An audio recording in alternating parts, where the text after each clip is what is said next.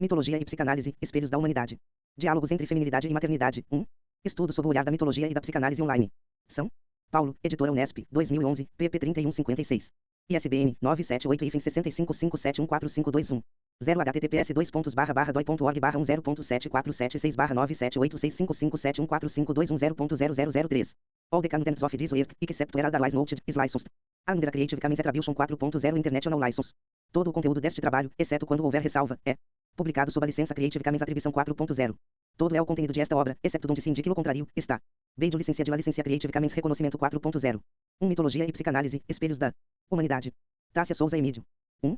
Mitologia e psicanálise. Espelhos da humanidade. O mito é o nada que é tudo. O mesmo sol que abre os céus. É um mito brilhante e mudo. O corpo morto de Deus. Vivo e desnudo. Este, que aqui aportou. Foi por não ser existindo. Sem existir nos bastou. Por não ter vindo foi vindo. E nos criou. Assim a lenda se escorre. A entrar na realidade. E a fecunda ela decorre. Embaixo, a vida, metade. De nada, morre. Os castelos, Ulisses. Fernando Pessoa. Histórias de uma antiga relação. Os mistérios do mundo apaixonarão e atrairão os homens de todos os tempos. As fascinantes transformações da natureza, os 32 Tássia Souza Emídio. Problemas da vida, a dor da morte e a ânsia de continuar vivendo em outro mundo preocuparam profundamente a inteligência de milhões de seres humanos. Os antigos gregos foram especialmente preocupados com o pensamento e com a arte. Refletiram sobre os problemas eternos e procuraram explicá-los criando uma fantástica mitologia, isto é, um mundo cheio de deuses e mitos, seus feitos e histórias. Eles instituíram a religião e dramatizaram o universo, povoando-o com seu sem número de deuses hierarquizados e incumbidos das mais diversas atividades semelhantes às atividades e ocupações dos mortais. A criação da mitologia para a explicação de questões da humanidade é considerada pela sociedade atual uma das mais brilhantes ideias de toda a civilização. Os mitos falam à humanidade e podem sempre ser atualizados e contextualizados, despertando o interesse em diversas áreas do conhecimento. Os mitos tendem a suprir nossa necessidade de conhecimento e afeto diante das dificuldades da realidade da vida. Eles explicam a vida e sua origem. Neste livro, recorreremos aos mitos para fundamentar nossas ideias, e eles serão nossos instrumentos e objetos de estudo. Assim, considerando que os mitos representam a expressão manifesta de conteúdos inconscientes e letons do ser humano, buscaremos em suas histórias e narrativas a contextualização no mundo contemporâneo desses argumentos seculares, com vistas a uma maior compreensão das teorias e conceitos que envolvem a clínica psicanalítica. Para este estudo recorremos aos mitos e histórias de Narciso, Édipo e Eros e Psique com a intenção de compreender o feminino e a maternidade. Os mitos escolhidos fazem parte da mitologia grega e da romana, mitologias que chegaram ao domínio público por meio de poesias e da arte figurativa. A literatura erudita também teve um papel importante na disseminação dessas ideias. Porém, a mitologia não obedece a essas regras de tempo, espaço e ação, ela se expressa sem estar situada em um contexto de tempo, sem um lugar próprio. Tal como a psicanálise, que aponta que os pensamentos, sonhos ou atos psíquicos podem deslocar-se, condensar-se e por estarem diálogos entre feminilidade e maternidade 33, ligados a conteúdos inconscientes, possuem também um caráter atemporal. São essas características que tornam a mitologia universal e fazem com que ela possa falar sempre sobre diversos assuntos e situações, podendo se fracionar ou multiplicar e deslocar-se livremente em inúmeros episódios. Mircea Eliade, 1972, p. 30, estudioso das questões dos mitos e das religiões, comenta que em nenhuma outra parte vemos como na Grécia o mito inspirar e gerar não só a poesia épica, a tragédia e a comédia, mas também as artes plásticas. Por outro lado, a cultura grega foi a única a submeter o mito a uma longa e penetrante análise da qual ele saiu realmente desmitizado. A ascensão do racionalismo jônico coincide com uma crítica cada vez mais corrosiva da mitologia clássica, tal qual é expressa nas obras de Homero e Hesíodo. Se em todas as línguas europeias o vocábulo mito detona uma ficção, é porque os gregos proclamaram há 20 séculos. Foi por tal fato colocado por Eliade e Biden que muitas vezes os mitos, em seu caminho na história da humanidade, passaram por entraves e tentativas de destituição de seu poder e redução apenas ao caráter ficcional do termo. Porém, a mitologia não morreu e continua a transmitir suas mensagens. Para o referido autor, mitos são histórias verdadeiras ocorridas em um tempo primitivo, mas que possibilitam pontuar que são sempre representações coletivas que proclamam uma explicação do mundo. Os mitos traduzem o mundo, falam de suas transformações, traduzem a vida e revelam sua complexidade. São essas representações coletivas que nos levam a pensar na complexidade do mundo e da interação do homem com a totalidade. A mitologia estuda os mitos e, portanto, estuda essas representações do mundo e as concebe como histórias que trazem em si uma verdade, embutida, disfarçada pelo caráter mágico e grandioso do mito, mas que se mostra presente quando sua mensagem é traduzida. Campbell, 1990, relata que os mitos são histórias de nossa busca da verdade, do sentido e do significado ao longo do tempo. A 34 Tássia Souza Emídio. Necessidade de contar histórias é tão antiga que muitos autores consideram que ela deve ter nascido com o próprio homem. Todos nós precisamos contar nossa história, compreendê-la, e os mitos foram construídos por nossas buscas interiores, por nossa necessidade de responder aos próprios mistérios e de buscar entendimento sobre que nos é apresentado e vivenciado. Todos nós também precisamos compreender e enfrentar a morte e carecemos de ajuda em nossa passagem do nascimento à vida e depois da morte. Temos necessidade de que a vida tenha significado e de descobrir quem somos. Por isso, podemos perceber que não existe povo sem mitologia, o mito é domínio do povo, não existe povo sem heróis e deuses, e ainda não foi encontrada uma sociedade humana que não tenha explicado por meio do mito os temas que preocupam a humanidade. Os mitos possibilitam que os mesmos temas se espalhem por todo o mundo, que passem de uma sociedade para outra e se repitam em novas combinações, permitindo entender que a humanidade é única e que eles procedem de uma origem comum. Mas, enfim, o que conceituaria o mito? Eliade, 1989, aponta que a definição que engloba o conceito de mito é que ele trata de uma história sagrada que relata um acontecimento em outro tempo, remetendo aos primórdios do mundo. Para o autor, o mito refere-se sempre à criação, seja do mundo, seja de qualquer parte dele, uma criação produzida por seres divinos, sobrenaturais. Ressalta que esta é a irrupção do sagrado que funda realmente o mundo e que o faz tal como é hoje. Mais ainda, é graças a intervenções dos seres sobrenaturais que o homem é o que é hoje, um ser mortal, sexuado e cultural. Ibidem, p13.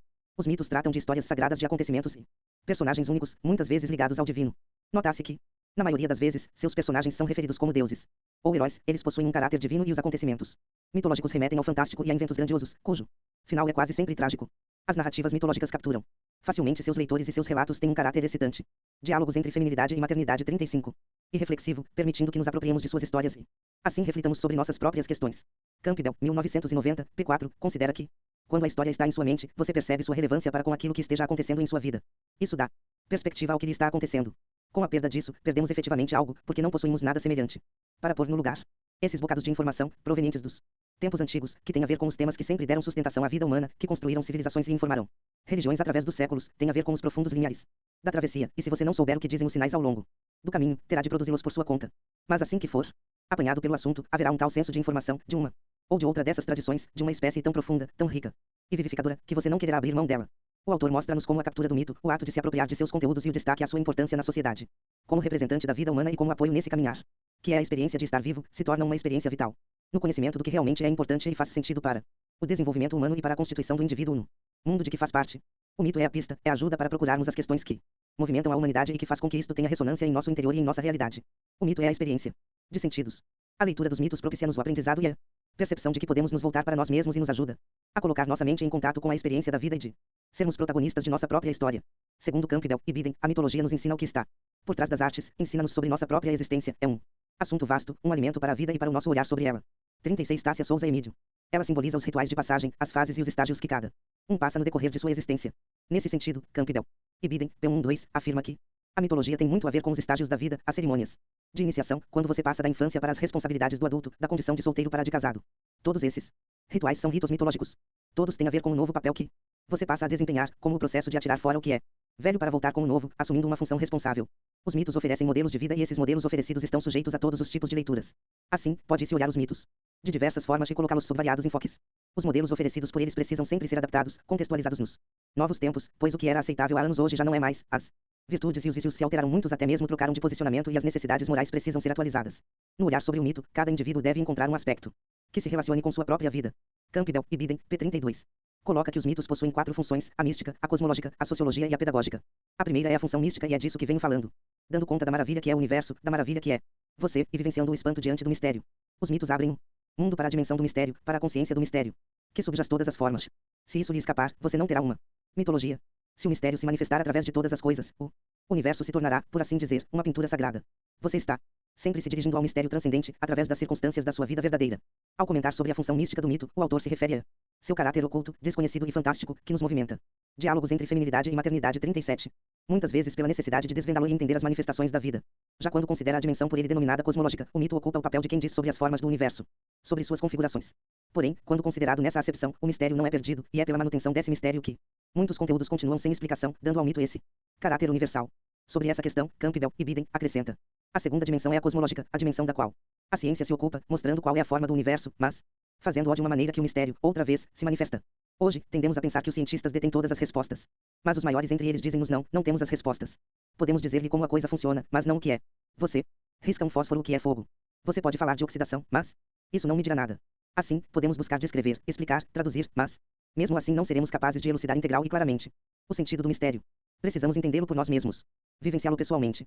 A função sociológica do mito relaciona-se à ordem social e é nela que podemos verificar o caráter atemporal da mitologia e que pontua sobre os papéis e comportamentos sociais. A esse respeito, Campbell e Biden assevera que a terceira função é a sociológica, suporte e validação de determinada ordem social. E aqui os mitos variam tremendamente, de lugar para lugar. Você tem toda uma mitologia da poligamia, toda uma mitologia da monogamia. Ambas são satisfatórias. Depende de onde você estiver. Foi essa função sociológica do mito que assumiu a direção do nosso mundo e está desatualizada. Nesta função podemos perceber a mobilidade do mito e a possibilidade de adequação em todas as culturas, mostrando que ele é 38 Tássia Souza Emídio. Interpretado das mais diferentes formas de que tal fato depende da cultura na qual está inserido. É a função sociológica que dá ao mito o poder de dirigir o mundo, e este pode estar em qualquer lugar, a qualquer tempo. Porém, dentre todas as funções do mito, Campbell e Biden aponta que a mais importante é a função pedagógica, mas existe a quarta função do mito, aquela, segundo penso, com que todas as pessoas deviam tentar se relacionar à função pedagógica, como viver uma vida humana sob qualquer circunstância. Os mitos podem ensinar-lhe isso. Nos trechos citados anteriormente, o autor esquematiza e clarifica as funções atribuídas ao mito, dentre as quais confere destaque. A pedagógica, a função que coloca o mito na posição de um espelho da vida humana que tem sua origem em uma tomada de consciência, que encontra uma expressão simbólica.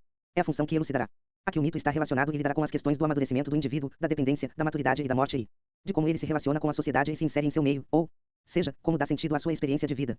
Esta é, sem dúvida, a principal razão de termos escolhido os mitos para elucidarmos o feminino e a maternidade. Dentro da psicologia, mais precisamente no contexto da psicanálise, os mitos também são muito utilizados.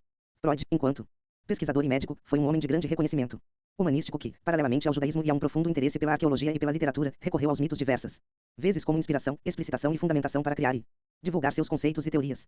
Leo Croix, 2006, p. 75, considera que a sabedoria psicanalítica, uma vez consolidada, apressou-se a fornecer provas da sabedoria e da lógica profunda dos relatos míticos. Para a psicanálise, os mitos são os marcos da humanidade que podem ser considerados símbolos da cultura e também do caminho do inconsciente para o consciente, ou seja, para a formação da consciência. Dessa forma, evidencia-se o papel do mito dentro do Diálogos entre Feminilidade e Maternidade 39. Contexto psicanalítico.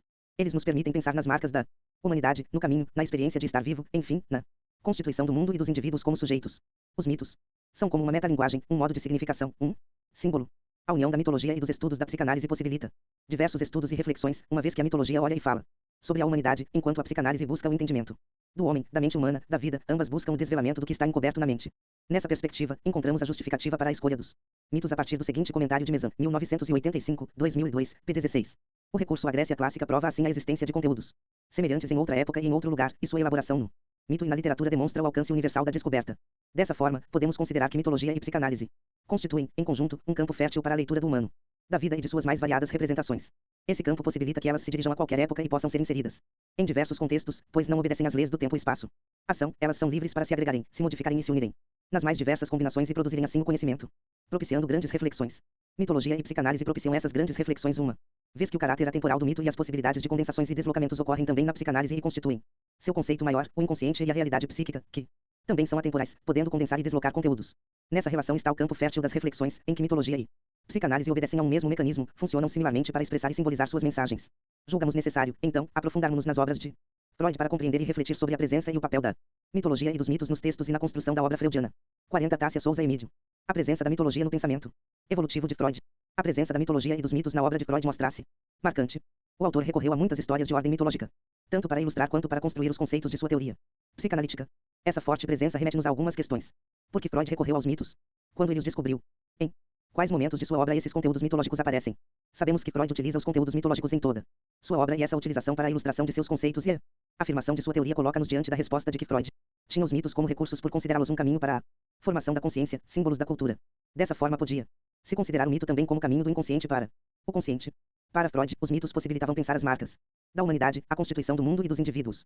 Freud tem a mitologia como parte de sua formação, os mitos e histórias gregas estão presentes em sua educação e cultura. O autor descobriu os mitos bem antes da fundação e estruturação de sua teoria psicanalítica. E os mitos, principalmente os referentes à mitologia grega, eram a grande paixão do autor e de sua filha Matilde. Estão ligados aos sonhos de Roma relatados pelo autor em sua obra. Conforme Ansel, 1989, p. 129. A paixão pela mitologia grega é tanto de Freud como de sua filha mais velha. Este deslocamento de interesse, em relação aos sonhos precedentes, de Roma para a Grécia, indica uma tentativa de Freud de nela encontrar alguma resposta para os problemas do aparelho psíquico. Dessa forma podemos considerar que, para Freud, os mitos eram tomados como um modo de significação, uma simbologia. E Freud recorreu aos mitos pela primeira vez em sua autoanálise, ou seja, na análise de seus próprios sonhos ele pôde estabelecer conexões. Diálogos entre feminilidade e maternidade 41. E referir-se a eles, estabelecendo analogias e comparações com os heróis da mitologia grega e da romana. Ansel, Ibidem, p. 150, acrescenta que, após ter tirado seus exemplos das regras que ordenavam a combinação dos corpos ou das palavras, a função simbólica, que Freud pressente no sonho, é reconhecida no mito, conjuntos de regras que ordenavam para os antigos o destino humano. No caminho de sua autoanálise, Freud correlaciona vários de seus sonhos e assim formula algumas conclusões e revê outras, fatores de grande importância para o desenvolvimento da psicanálise. Quando teve que desistir de sua teoria da sedução que se baseava na ideia de que as neurosis eram devidas às seduções e violações reais, entrou em contato com a questão das fantasias inconscientes e pôde perceber que a sedução nas histéricas fazia parte das fantasias dessas mulheres. Porém, só ao recordar fatos de sua infância e perceber em suas lembranças o desejo sexual que sentiu pela mãe ao vê-la desnuda, entrando assim em contato com o desejo infantil pelo progenitor do sexo oposto, é que conseguiu dar continuidade à sua teoria. Em sua correspondência com Fliess, Freud relata suas percepções e estabelece a relação com o mito de Édipo, que posteriormente dará nome à sua teoria. Freud, 1897, p. 273, escreve para Fliess: uma única ideia de valor geral despontou em mim. Descobri, também em meu próprio caso, o fenômeno de me apaixonar por mamãe e ter ciúme de papai, e agora considero um acontecimento universal do início da infância, mesmo que não ocorra tão cedo. quanto nas crianças que se tornaram histéricas. Se assim for, podemos entender o poder da atração do Édipo Rei, a despeito de todas as objeções que a razão levanta contra a pressuposição do destino, e podemos entender por que o teatro da fatalidade estava destinado a fracassar tão lastimavelmente. Nossos sentimentos se rebelam contra qualquer compulsão arbitrária individual, como se pressupõe. Diafrau e similares, mas a lenda grega capta uma compulsão. 42 Tássia Souza Emídio. Que todos reconhecem, pois cada um pressente sua existência em si mesmo. Cada pessoa da plateia foi, um dia, diante da realização de sonho ali transplantada para a realidade, com toda a gama de recalcamento que separa seu estado infantil do estado atual. Nesse momento, Freud pôde concluir que o mito de Édipo é universal e, segundo Ansel, 1989, realizou um movimento tríplice. Subjetivo, objetivo e autofigurativo, a descoberta de uma verdade universal, a descoberta de si próprio e a descoberta dela mesma. Pois Freud, ao descobrir o complexo de Édipo, pôde simbolizar o seu próprio complexo de Édipo e, assim, dentro dessa universalidade, estabelecer as diferenças entre realidade psíquica e material, conquistando, desse modo, o inconsciente, uma das estruturas essenciais de sua teoria. Nessa mesma esteira de reflexões, Leucroix, 2006, p. 88. Acrescenta que, nesse momento é descoberto o inconsciente, realidade psíquica, e as fantasias edípicas, que virão mais tarde a constituir o complexo de Édipo, que será alçado a complexo nuclear das neurosis, organizador central da sexualidade e da personalidade adulta. Além disso, será também considerado o mito fundador de toda a civilização, conforme descrito posteriormente em Totem e Tabu, 1913. Após a consolidação da teoria psicanalítica, Freud apressa-se em utilizar a sabedoria e a lógica profunda dos relatos míticos, uma vez que a leitura destes possibilitava um olhar diferente, e como relata Paraflies, em correspondência de 12 de dezembro de 1897. Os mitos, as lendas, as crenças religiosas, são projeções do mundo exterior, da obscura percepção interna pelo sujeito, de seu aparelho psíquico. Freud, 1897, p. 274. Os mitos estiveram ligados às ideias mestras do autor, por isso, ao percorrermos toda a obra de Freud, é possível visualizarmos pontos de entrecruzamento entre mitologia e psicanálise. Diálogos entre feminilidade e maternidade. 43. A asserção de que é possível deslocar uma intensidade psíquica de uma representação, que é então abandonada, para outra, que, daí por diante desempenha o papel psicológico da primeira, é tão desnorteante para nós quanto certas características da mitologia grega, por exemplo, quando se diz que os deuses vestem alguém de beleza como se esta fosse um véu, enquanto nós pensamos apenas num rosto transfigurado por uma mudança de expressão. Freud. 18991996, V3, P292. Na obra A Interpretação dos Sonhos, 1900, uma das etapas da autoanálise de Freud, pela qual o autor estabelece a ligação com o mito de Édipo, podemos encontrar outras associações com os mitos, como quando um dos seus pacientes, proibido pelo pai de masturbar-se quando criança, associa-se a Cronos, o deus grego que surge de seu esconderijo com uma foice para decepar o órgão genital de seu pai, Uranus, deixando-o castrado. Nessa fase, Freud, sem a denominar, pôde descrever a angústia de castração sentida por seu paciente e posteriormente estabelecer a ligação entre o complexo de Édipo e o complexo de castração. As obscuras informações que nos são trazidas pela mitologia e pelas lendas das iras primitivas da sociedade humana fornecem-nos uma imagem desagradável do poder despótico do pai e da crueldade com que ele usava. Cronos devorou seus filhos, tal como o javali devora as crias da javalina, enquanto Zeus castrou o pai, fazendo-se rei em seu lugar. Quanto mais irrestrita era a autoridade paterna na família antiga, mais precisava o filho, como seu sucessor predestinado, descobrir-se na posição de um inimigo, e mais impaciente devia ficar para tornar-se chefe, ele próprio, através da morte do pai. Idem, 19001996, V4, P283. Ao analisar o conteúdo dos sonhos e relacioná-los com a mitologia, Freud e Biden expressa suas ideias sobre os sonhos como representações de desejos inconscientes e estabelece as diferenças. 44 Tássia Souza Emídio. Entre a realidade psíquica e a realidade material, estruturando os pilares do pensamento psicanalítico e de sua teoria. Em 1913, Freud escreveu o tema dos três escrínios, texto que propõe, inicialmente, uma discussão sobre as histórias mitológicas e sua relação com os conteúdos humanos. Ela não está exaurida, pois não partilhamos da crença de alguns pesquisadores de que os mitos foram lidos nos céus e trazidos à terra. Estamos mais inclinados a julgar, com Octurek, que eles foram projetados para os céus após haverem surgido alhures, sob condições puramente humanas. É neste conteúdo humano que reside nosso interesse. Freud, 19131996, V13, P318. A partir desta relação da mitologia com a humanidade, Freud pôde analisar e relacionar a mitologia à obra de Shakespeare e refletir sobre a mulher e a questão da escolha. O tema dos três escrínios em algumas traduções aparece como o motivo da escolha dos cofrinhos, e descreve a mulher a partir da representação do cofre. A história da escolha dos cofrinhos relaciona-se com o conteúdo humano da escolha de um homem entre três mulheres, e também trata da representação e simbologia da mulher na mitologia e na sociedade. Por esse caminho de compreensão da constituição do indivíduo e do funcionamento do aparelho psíquico, Freud, em Sobre o Narcisismo, 1914, mais uma vez utiliza um recurso mitológico para falar de suas descobertas. Ao deparar com a história de Narciso, que se apaixonou pela própria imagem e que, ao morrer, foi transformado em uma flor, Freud associou-a à sua teoria de que existem pessoas que no curso de desenvolvimento têm a libido afastada do mundo externo e dirigida para o próprio ego, e denominou essas pessoas de Narcissos, mesmo nome do protagonista da lenda. Destacamos, ainda, que esse é um dos mitos por nós escolhidos para compor nossa análise. O mesmo ocorre em Totem e Tabu, 1913 e 1912, quando discute sobre as questões do mundo e visualiza o caráter atemporal da organização social, e também comenta sobre as questões ligadas ao totemismo e à proibição do incesto, referindo-se em vários momentos. Diálogos entre feminilidade e maternidade. 45. Aos personagens e deuses da mitologia grega, e concluindo, posteriormente, que o sistema totêmico é produto das condições presentes na fase do complexo de Édipo, não matar o totem e não ter relações sexuais com ele. Esses são os dois crimes cometidos por Édipo, que matou o pai e se relacionou incestuosamente com a mãe.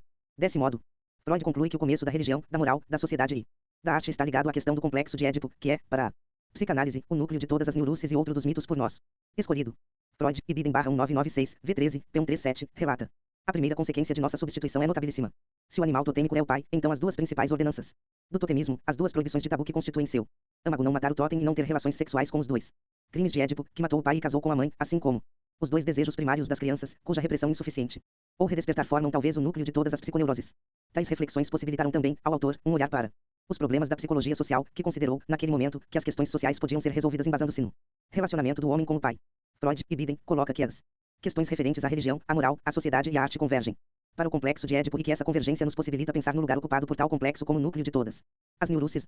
Dessa forma, podemos perceber que em Totem e Tabu e Biden, texto que aborda as constituições do social e da organização da sociedade, a mitologia está fortemente presente, com seu caráter atemporal e suas simbologias que também procuram explicações para a humanidade e permitem, assim, na rica união de mitologia e psicanálise, que as ideias do autor sejam exemplificadas e explicadas, possibilitando o entendimento.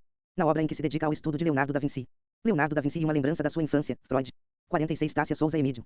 1910-1996, também recorre à mitologia para explicar seus argumentos quanto à sexualidade e à representação da androginia na arte e explica.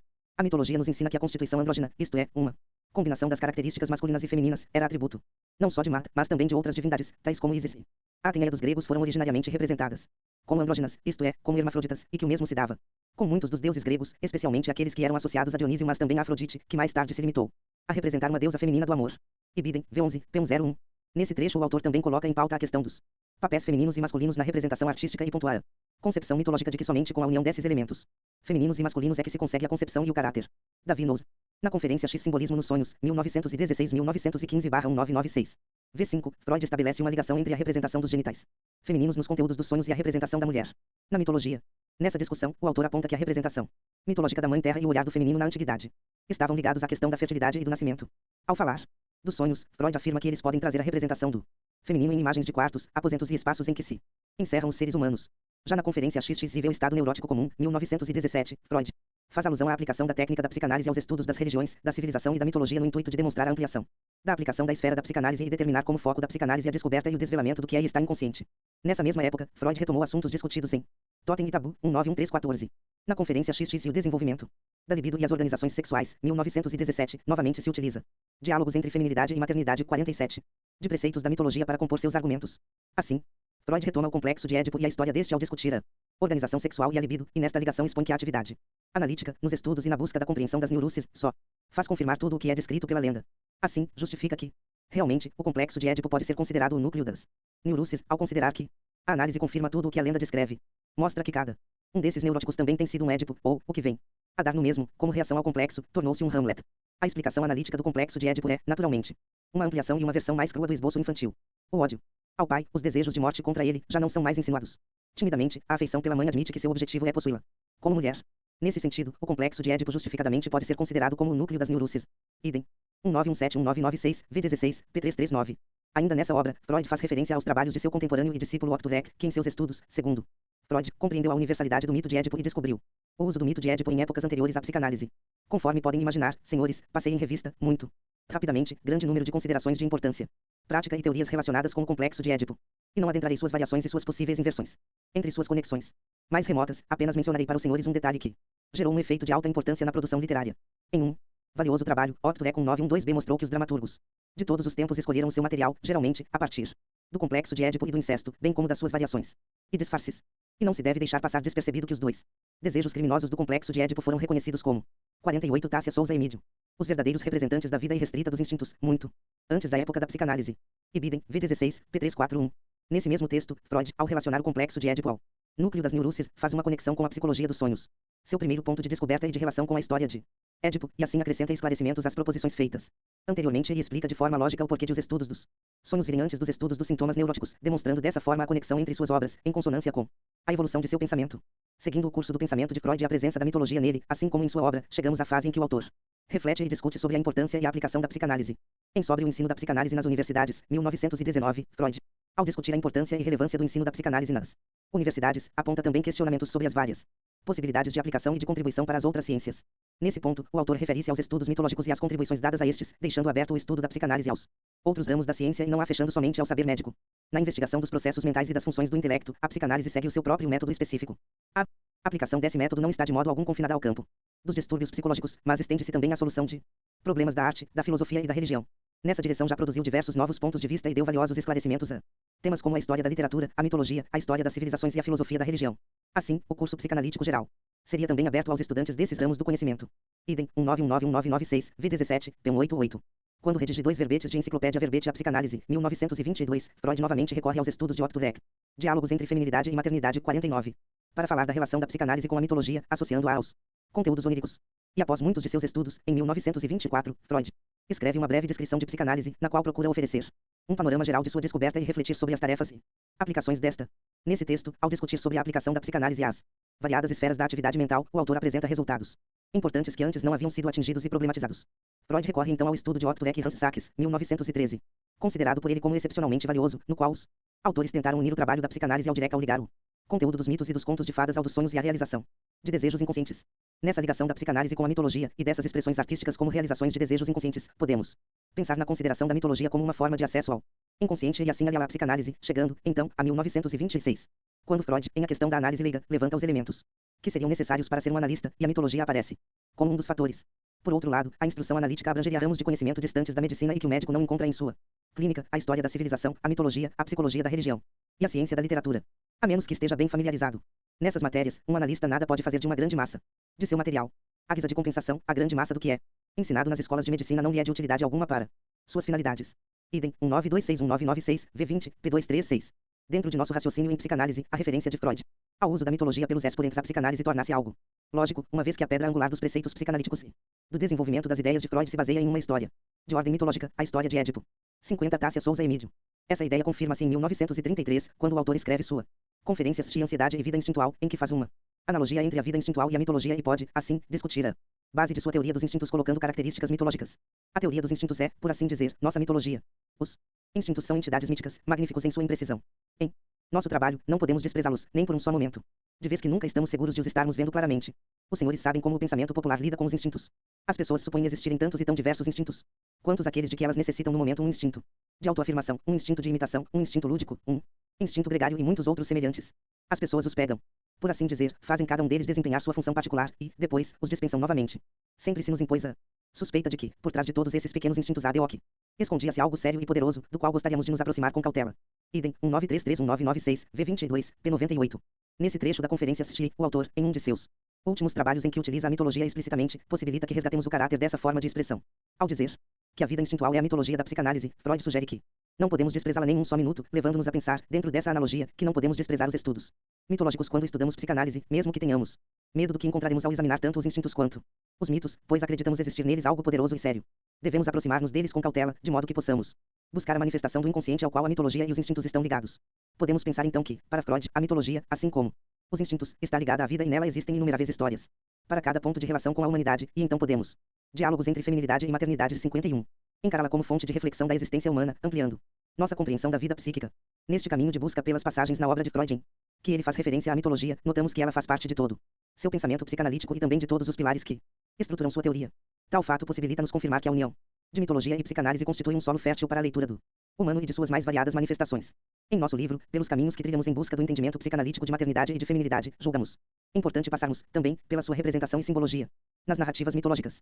A imagem mítica da mãe e da mulher, a representação e a simbologia do feminino e da maternidade na mitologia grega, a partir de nossa revisão sobre como Freud articulava suas ideias em relação à ligação entre mitologia e psicanálise em sua produção teórica, passaremos agora a discutir a representação do feminino e da maternidade na mitologia grega. Como é representada a mulher na mitologia, a ligação entre feminino e maternidade na representação mitológica, a representação do feminino na mitologia e os caminhos trilhados na construção do papel social da mulher estão relacionados, embora não explicitamente, já que, como sabemos, o mito é a fonte a partir da qual o humano vai buscar explicações para si ao mesmo tempo em que constrói essa mesma fonte. O olhar dado à mulher nos dias de hoje ainda traz ressonâncias do olhar de tempos primevos e de modelos de relações trazidos pelas histórias mitológicas. A mitologia grega concebe, segundo Hesíodo em seu poema sobre as organizações dos homens, que a mulher surgiu de um conflito entre a inteligência de Zeus e a astúcia de Prometeu. A criação de Pandora, que na mitologia representa a que possui todos os danos, deveu-se a 52 Tássia Souza Emídio. Cólera demonstrada por Zeus quando Prometeu roubou o fogo para dá-lo aos mortais. Assim, com sua inteligência soberana, Zeus criou a mulher como um presente para os mortais, um belo mal. Com a chegada de Pandora, a primeira mulher, um novo ciclo iniciou-se, instaurou-se a sexualidade e os seres humanos passaram a ser homens e mulheres. Pandora é a representação de uma criatura que tem todos os danos, a representante da força e da linguagem humana como seus primeiros atributos, mas carrega em si o peso do desejo. É ao mesmo tempo fonte de prazer e vida e causa, assim, muitos pesares aos seres humanos. Portanto, é a partir da criação de Pandora que a questão da alteridade começa a ser colocada para os seres humanos e é na figura da mulher que se situam todos os sofrimentos humanos, inclusive o da maternidade, que aparece na representação cristã de maneira mais clara.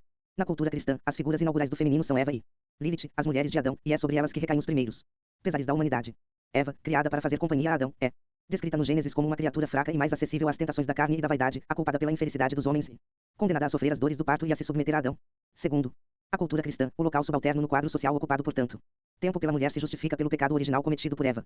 A cultura cristã ainda traz a figura de Lilith, que foi retirada de muitos textos sagrados e, segundo Mansur, 2003, tornou-se um mito de exclusão, sendo recuperado a partir da psicologia junguiana e do movimento feminista europeu, que se utiliza da imagem de Lilith para discutir a questão da superioridade masculina sobre a feminina. Segundo a lenda, Lilith tem sua origem no mesmo pó que foi feito Adão e, não aceitando submeter-se a ele, fugiu do paraíso e foi excomungada por Deus. Passou, então, a viver no deserto do mar Arábico e permaneceu livre, diferentemente das outras mulheres. Lilith é representada desde a antiguidade como uma figura do mal, da liberdade feminina. De acordo com Mansur e Biden, avalia-se que foi necessário seu sepultamento e a retirada de sua figura dos textos cristãos para garantir e limitar o papel feminino a Diálogos entre Feminilidade e Maternidade 53. Maternidade.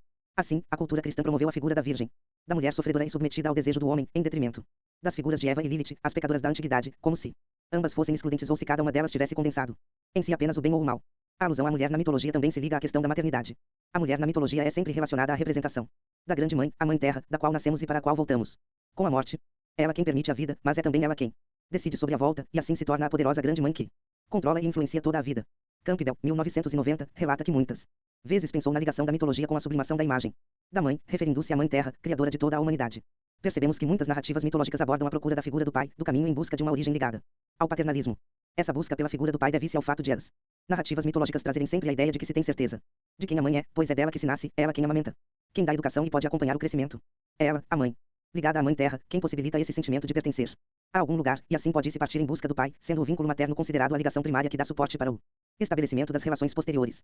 Na mitologia, a busca pelo pai simboliza o encontro com seu próprio caráter e com seu próprio destino, e é posterior à ligação com a mãe e a mãe terra. A partir daí podemos pensar na profunda ligação existente entre vida e feminino. Nascemos da terra feminina, nos relacionamos toda a vida com figuras femininas e, quando morremos, voltamos para ela, percorrendo e fechando o ciclo da vida. A grande mãe possui duas facetas, uma mãe malvada, senhora da morte, da peste, do delírio, que leva à ruína, e uma mãe boa, dispensadora de vida, nutridora, representante do ventre fértil e da beleza do mundo, da bondade e da criação. Essas mães estão ligadas à ressurreição, à reanimação e ao novo nascimento, ou seja, estão ligadas à vida e às suas vicissitudes. 54 Tássia Souza Emídio. Na cultura grega, as histórias das mães deusas estão relacionadas à fertilidade e ao crescimento. O ventre fértil possibilita a vida e a agricultura, que traz a matéria alimentar, é a grande mãe que nutre os homens e lhes permite o crescimento e o desenvolvimento. Eliade, 1989, p. 170, declara: as pedras são comparadas aos ossos da terra-mãe, o solo à sua carne, as plantas aos seus cabelos. De momento detenhamo-nos diante da imagem da terra como mulher, como mãe. É a terra mater, ou telos mater, bem conhecida nas religiões mediterrâneas, que faz nascer todos os seres. Na mitologia, a condição do embrião e do recém-nascido é comparada à existência da espécie humana no seio da terra, como também é comparada a formação desse embrião à formação da humanidade. Pode-se então dizer que a criança revive a situação da humanidade primordial em sua condição pré-natal e assim pode assimilar a grande mãe telúrica a partir da mãe humana com a qual estabelece as primeiras relações. Campbell, 1990, p. 177, estabelece uma interessante associação sobre essa relação mãe/mãe terra. A mulher dá à luz, assim como da terra se originam as plantas. A mãe alimenta como o fazem as plantas. Assim, a magia da mãe e a magia da terra são a mesma coisa. Relacionam-se. A personificação da energia que dá origem às formas e as alimenta é essencialmente feminina. A deusa é a figura mística dominante no mundo agrário da antiga Mesopotâmia, do Egito e dos primitivos sistemas de cultura do plantio. Até os dias de hoje sobrevive a ideia da ligação da terra ao feminino e à maternidade e, segundo Eliade, 1992, ainda preponderam nas crenças mitológicas que mulheres engravidam quando se aproximam de determinadas pedras, rochas, cavernas, árvores, e que as almas das crianças penetram nos ventres femininos e são concebidas. Diálogos entre feminilidade e maternidade 55. Essas almas, na concepção dessas crenças, estão escondidas nas fendas, nos valados e nas florestas para serem reencarnadas. Essa preexistência mítica no seio da terra criou nos homens a necessidade de ligar-se ao seu meio, de sentir-se pertencente à espécie humana, pois ele sabe que possui uma mãe, aquela que ele vê, mas sente-se conectado a uma preexistência, que se deve à sua ligação com a mãe terra. Essa ligação mitológica que associa a imagem do feminino e da maternidade à terra não é o único fator de representação presente na mitologia grega, apesar de ser base para todas as outras formas de representação. Existem algumas representações que são de grande importância. Encontramos centenas de variações da deusa na primitiva Europa neolítica, mas praticamente nada ligado à figura masculina. O touro e certos animais como o javali e o bode podem aparecer como simbólicos do poder masculino, mas a deusa é a única divindade visualizada nessa altura. E quando você tem uma deusa como criadora, o próprio corpo dela é o universo. Ela se identifica com o universo. Campbell, 1990, p. 177. Nessa mesma perspectiva podemos observar que em culturas que consagram a deusa, o feminino representa formas de sensibilidade, e é a deusa quem contém tudo o que se pode ver e tudo o que se pode pensar, concebido dentro dela. Na mitologia grega, notamos a presença de um sem número de Deusas, ninfas e imortais em suas narrativas, essas mulheres são formas de representação de todas as facetas que envolvem o feminino e a maternidade, as deusas em sua dimensão de imortalidade e poder do feminino que é a maternidade, ao mesmo tempo, e do misturar dessa constituição, do poder de lidar com a vida do outro, do controle, da beleza e da possibilidade de uma existência em eterna continuidade e desenvolvimento. A figura da deusa, segundo Campbell e Biden, foi poderosa na cultura helenística e retornou com a figura da virgem na tradição. 56 Tássia Souza Emídio. Romana. O poder da deusa na cultura helenística e suas mais variadas facetas podem ser percebidos na figura da virgem romana que concebe um filho, o salvador do mundo, que brota de uma mulher virgem, sempre retomando a associação feita com a mãe terra. Há ainda as ninfas com todo o caráter sensual da sedução e devoção aos homens, do corpo e do prazer, e as mortais, as moças que se apaixonam por um deus em busca da tão sonhada continuidade eterna, da possibilidade da imortalidade e da vivência de um amor divino, representação da submissão, da esperança e da força. Essa união de representações mitológicas e dos papéis atribuídos à mulher nas narrativas e histórias possibilita que representem um feminino em seu estado bruto, o feminino que engloba toda uma vastidão de sentimentos, as mais diversas características e atitudes, e que permitem um olhar para a construção do entendimento do que seria ser mulher, ser mãe. Deméter, Perséfone, Hera, Palas Atena, Afrodite, Ártemis, Líriupe, Eurídice, Jocasta, Psique, Leda, Ariadne e tantas outras. Deusas, ninfas imortais trazem na constituição de suas histórias e das narrativas em que estão presentes um pouco de cada fator que constitui o feminino e a maternidade, cada face dessa constituição. Por isso, estudar a imagem mítica da mulher é falar, além do fator primordial de ligação com a terra, de fertilidade, amor, afeto, inveja, cobiça, dor, privação, desejo, esperança, atitude, poder, beleza, delicadeza, vínculo, mistério, morte e tantos outros sentimentos que lhe são inerentes. Dessa forma, pretendemos neste livro, na busca da compreensão das configurações e figurações do feminino e da maternidade, olhar para a imagem mítica da mulher de maneira exploratória, visando ao entendimento do que a união dessas mais variadas facetas revela sobre feminino e maternidade. A partir especificamente do estudo de Eco, das ninfas, de Líriupe, Jocasta, Afrodite e Psique, por serem as figuras femininas das narrativas selecionadas, procuraremos a compreensão, no caminho da constituição do indivíduo e do desenvolvimento humano, da constituição do ser mulher e do ser mãe na contemporaneidade.